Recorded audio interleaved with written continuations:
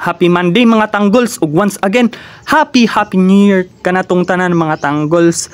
So for today's video, nagtabi-tabi na di si Hard kay basin gigutom na siguro kay waka kaog lechon. Joke lang, ganan lang daw siya mutabi.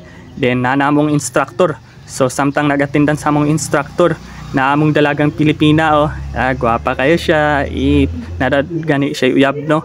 So nag New Year's resolution na dayon mi. Then ako'y naugunaw na og share kay grabe kay among experience sa among bakasyon, kauban silang mama ug akong mga igsuon.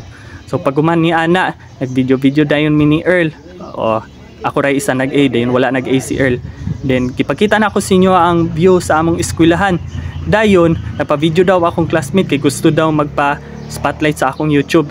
Then tikaway pud ang usa, ako nag-A pud ko. Then ikaduhang subject na pud namo nagklase mi kay mag-quiz daw mi karon. So pag mag-quiz, nahuman na dayon ko. Then upase na dayon ko, muli din ko sa among balay. Dayon nagungan pa pin sa akong classmate kay gitagdan ako siya. So mora to mga idol, dagang salamat o God bless, bye.